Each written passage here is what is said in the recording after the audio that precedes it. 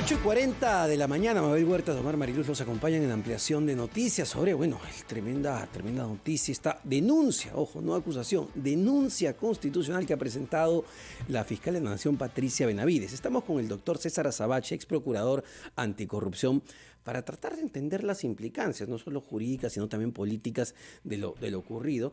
Y cuando conversábamos con el doctor Guamán, ante todo, muy buenos días, doctor Azabache, él hacía la aclaración, y ¿por qué es importante esta aclaración? No están presentando una acusación constitucional, sino una denuncia constitucional.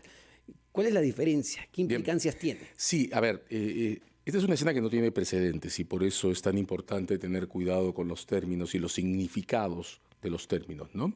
Lo que ocurre es que el 117 de la Constitución prohíbe acusar. A partir de la decisión del fiscal, Pablo Sánchez, de iniciar el procedimiento contra Castillo, ha quedado asentada entre nosotros la regla conforme a la cual investigar no es acusar. Por eso la Fiscalía está pudiendo avanzar. Pues bien, denuncia significa solo comunicación de un hecho. Lo que sigue a una denuncia es una investigación, no una acusación. La fiscal de la Nación no le está pidiendo al Congreso en este instante que acuse a Castillo, ni le está pidiendo al Congreso permiso para acusar ella. Por eso el énfasis en la diferencia. Cuando la Fiscalía dice estamos denunciando, no acusando, lo que hay que leer es, esta es una comunicación de hechos. Lo que pase de aquí en adelante va a depender del modo en que el Congreso entienda sus competencias. En ese sentido, ¿no se estaría violando entonces el mentado artículo 117 de la Constitución? No. De hecho, el debate sobre el alcance del 117 está reproduciendo lo que se dijo en el momento en que Sánchez Velarde autorizó investigar. Quienes sostenían que Sánchez no debía autorizar a investigar o que Checkley no debía aprobar el inicio de esa investigación, sostienen ahora que el Congreso debe desestimar la denuncia de plano. Quienes hemos sostenido que si investigar no es acusar, es correcto que el judicial haya autorizado esta investigación, sostenemos ahora que el Congreso puede recibir la denuncia, abrir el procedimiento y con ocasión a él comenzar los debates sobre lo que sigue, sobre lo que toca hacer, que en mi opinión es en paralelo al procedimiento ante la subcomisión de acusaciones, discutir de una vez por todas la derogación del artículo 117 de la Constitución y dejar al presidente con las protecciones constitucionales que tiene cualquier ministro de Estado, que es el antejuicio, que es la reserva de cargos para la Fiscalía Suprema y la reserva de proceso para la Corte Suprema. Suficientes protecciones con esas. Es decir, doctor, para entenderlo, antes de cualquier procedimiento contra el presidente de la República en el Parlamento, lo que tendría que hacer el Congreso es una reforma constitucional para derogar el 117. No antes. Mi impresión es que el Congreso puede en este momento abrir el procedimiento en atención a la denuncia. De nuevo, investigar no es acusar. En el marco de ese procedimiento, pedir los descargos del presidente, recibir a la defensa, recibir las pruebas que haya que recibir y en paralelo, mientras el procedimiento se desarrolla, discutir la derogación del 117. Porque en este tipo de casos, el 117 va a tener efectos cuando el Congreso termine, no cuando comience. Cuento la secuencia. Ante una denuncia ante el Parlamento, esas son las denuncias constitucionales, la Comisión Permanente habilita a la Subcomisión de Acusaciones Constitucionales para iniciar el procedimiento, se califican los hechos, se abre el caso a debate con la defensa, hay un tiempo de evaluación de pruebas y de hechos y solo al final hay un procedimiento muy complejo en el que la subcomisión se comunica con la Comisión Permanente, la Comisión Permanente vota y recién en ese momento la Comisión Permanente decide si acusa o no ante el Pleno. No estamos ahí. Estamos al comienzo de la secuencia. Y probablemente falte mucho porque va a depender de la voluntad política también de los congresistas. Si me permite, doctora Azabache, tenemos también de invitado al doctor Luciano López, abogado constitucionalista, a quien le damos la bienvenida y se suma a esta mesa de discusión. Doctor López, muy buenos días. Muy buenos días, ¿cómo están a todos? Muchas gracias por la invitación.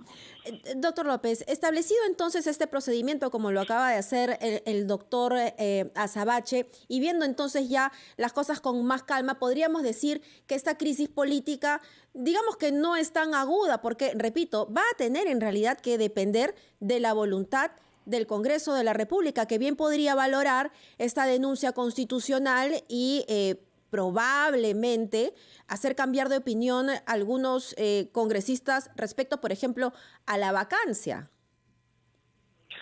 A ver, lo que pasa es que había que hacer allí una distinción, Mabel. Le pido por favor que esta distinción me la haga tras la pausa, ¿le parece? Y así tenemos tiempo de largo para poder debatirla. Son las 8:45. Vamos a continuar en la mesa que habíamos propuesto con el doctor Luciano López y el doctor César Azabache. Yo le había realizado una pregunta ya, doctor López, hace algunos instantes. A ver, pero que se resumiría de la siguiente manera. Podríamos analizar la pertinencia de esta denuncia constitucional y el procedimiento que debería seguir la subcomisión de acusaciones constitucionales, pero básicamente todo se resume a votos y a voluntades políticas. Sí, efectivamente, porque la denuncia constitucional que ha presentado la fiscal de la Nación tiene que seguir un trámite. Como ya se sabe, va a ir a la subcomisión de acusaciones constitucionales. Y la subcomisión de acusaciones constitucionales tiene que tomar una primera decisión. Si la va a declarar procedente, por tanto, va a abrir el procedimiento, o va a decidir que no y lo manda al archivo.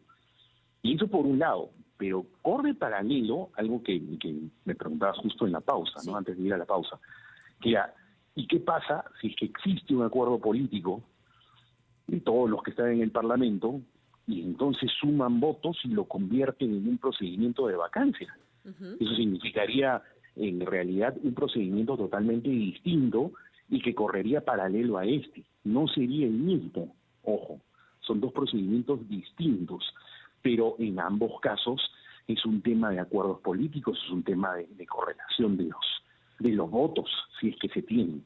Pero con relación, regreso, a esta denuncia en concreto, el punto de partida va a ser lo que decida la subcomisión de acusaciones constitucionales, si lo va a declarar procedente o no. Y si no lo declara procedente, Mabel, la fiscal de la Nación tendría todavía el arma de que si le dicen que no, ella pueda llevar el caso al Tribunal Constitucional y allí se definiría si es que entonces es aplicable o no la Convención de las Naciones Unidas contra la Corrupción. Ahora, doctor López, y también para el doctor Azabache, ¿no es peligroso ir por este camino, no es peligroso ir por el terreno de la interpretación, porque se exige una interpretación muy flexible de nuestra Constitución para llegar a una denuncia, a una acusación constitucional contra el presidente de la República? Lo más claro, si es que hubiesen los votos, ¿no sería ir por el camino de la vacancia presidencial? A ver, ahí hay antes del comentario de Luciano, hay una diferencia, ¿verdad? El punto extremo en la flexibilización de la Constitución o en la búsqueda de un camino por la interpretación, va en dirección a inaplicar el 117 y declarar que, dada la naturaleza o la gravedad de estos hechos, no puede admitirse las protecciones que él contiene. Pero para iniciar el procedimiento ante la subcomisión, como Luciano acaba de comentar, no es necesario discutir el 117. Entonces, desde mi punto de vista, pero estoy al comentario de Luciano, el primer movimiento del Congreso, más allá de que en efecto esto se puede recanalizar o puede activar la discusión sobre vacancias sobre la que podemos regresar, pero el primer movimiento del Congreso es decidir si abre el procedimiento a la subcomisión o no. Para abrirlo no necesita inaplicar el 117. Le basta con considerar, como ha hecho la Fiscalía, que investigar no es acusar, y que de modo el procedimiento preliminar no está prohibido literalmente por el 117. En el camino de un procedimiento que va a tomar tiempo, 2, 4, 6 meses, mientras se reciben los descargos y mientras se discute en el Constitucional, porque como Luciano acaba de decir, si esto no se abre, la Fiscalía se va al Constitucional. Si esto se abre, la defensa se va al Constitucional. Mientras eso ocurre, es que, desde mi punto de vista, tendríamos que empezar a discutir la derogación del 117. Pero eso es para el final del procedimiento, no para el principio. Bueno, y la misma consulta que hacía Omar para el doctor López. Bueno, efectivamente, como decía, hay una primera discusión, ¿no? Y en ambos casos, como concuerdo con César, definitivamente por ambos lados pueden llegar al Tribunal Constitucional. Yo sí tengo mis reparos si el Ejecutivo lo llevaría, porque creo que podría ir por la y salir trasquilado, no solamente por la actual composición del Tribunal Constitucional, sino porque hay un fallo del año 2020, que es justamente un caso de la inconstitucionalidad de la ley de la colaboración eficaz empresarial, donde el tribunal ahí ya ha dejado prácticamente la pelota picando, diciendo de que, primero, la lucha contra la corrupción es un principio constitucional implícito, y en segundo lugar, porque dice que los tratados que hemos firmado de lucha contra la corrupción, entre ellos el que ha invocado a la fiscal de la Nación, son justamente tratados que tienen una relación con la protección de los derechos humanos vulnerados por la corrupción. Entonces, la verdad que sería un escenario en donde la defensa del presidente tendría que pensarlo 50 veces si se quiere llevar el caso al tribunal, pero es un escenario que no se podría descartar, indudablemente. Vamos a hacer una pausa para escuchar el gran resumen de la hora, pero cuando volvamos, quisiera hablar de la respuesta política que ayer se ha dado desde Palacio de Gobierno, mejor dicho, las respuestas que ha dado el primer ministro y los otros ministros que lo acompañaron en esta conferencia de prensa. Volvemos con el doctor Luciano López y el doctor César Azabache. Vamos con el doctor Luciano López, abogado constitucionalista, y el doctor César Azabache, quien ha sido procurador anticorrupción, desmenuzando un poco de lo que se trata, de lo que encierra y las implicancias de esta denuncia constitucional presentada por la fiscal de la Nación en contra del presidente Castillo. Pero ahora pasemos a la respuesta. Y la respuesta ha venido desde el Ejecutivo, indicando que esto es un golpe de Estado, acusando directamente a la fiscal de la Nación de ser parte de una organización criminal que inclusive la liga con el narcotráfico y los cuellos blancos del Callao. Hay varias cosas ahí con las que hay que tener cuidado, ¿no? El momento en el que estamos combina una etapa de los procedimientos sumamente compleja que, por desgracia, hemos construido con un lenguaje enrevesado, difícil de entender, y fuera del procedimiento, un momento de ansiedad muy intenso que tiende a describir todo en clave binaria. Ahí hay un desempate, ¿no? La sola sensación que abunda en medios, en punto que ahora se define todo o nada, se va o se queda, respecto a un procedimiento que, por el contrario, como venimos comentando, va a tomar tiempo, muestra ya ese nivel de desajustes. Es decir, hay dos frentes. Uno, el jurídico, que se debe analizar, el constitucional, pero el otro, el comunicacional. Con problemas fuertes, porque el lenguaje legal aquí es complejo, y el entorno institucional presiona por inmediatez cuando los procedimientos fiscales son largos. En ese desorden, en ese desencuentro, mi impresión es que la defensa de Castillo está apostando por describir la escena con esquemas binarios, bueno, malo, golpe, democracia, y encasillar las posibilidades de la denuncia en una sola alternativa. Lo que la fiscal de la Nación quiere es que se inaplique arbitrariamente el 117, y eso no es así.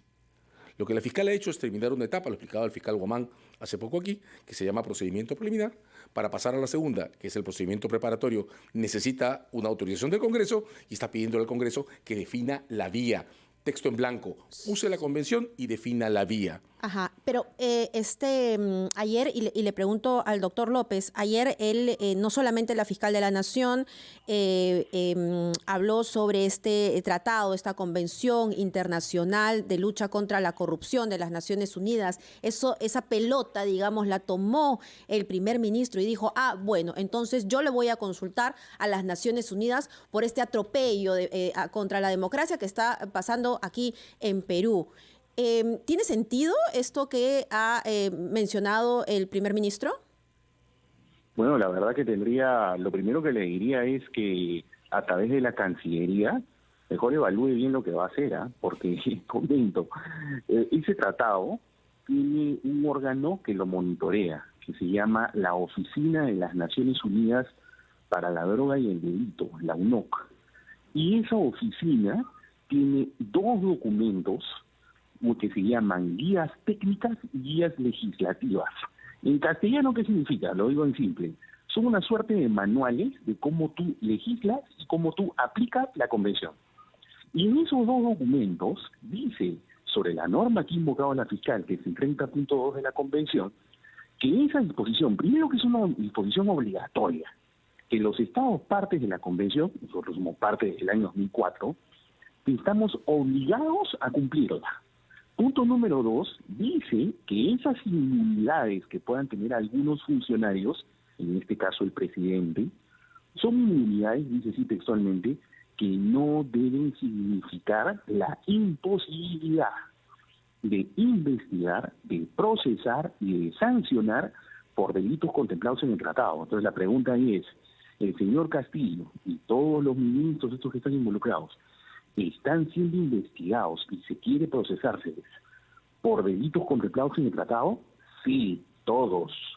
Entonces, la verdad, mejor que consulte bien con la Cancillería antes que haga un papelón, porque las guías de la UNOC dicen todo lo contrario. Sí, Y sin embargo, más probablemente allá, pueda tener un doctor problema mayor. López y Azabache, más allá de la respuesta legal del gobierno, ¿le sirve al presidente de la República y al Ejecutivo esta constante victimización? Porque lo que escuchamos ayer, lo que hemos venido escuchando todo el tiempo es victimización tras victimización y no responden el fondo de las acusaciones, de las denuncias que hay pendientes. Sin embargo, ¿le sirve políticamente justamente para no lograr los votos en el Congreso, que se resume a eso? A ver, pero definamos qué cosa es o en qué cuadrantes políticos se está moviendo la narrativa del presidente, ¿no? Mi impresión es que todo el plan, el único plan que tiene Castillo y que le ha encargado su defensa, es durar hasta el 2026. Es un discurso sobre la permanencia.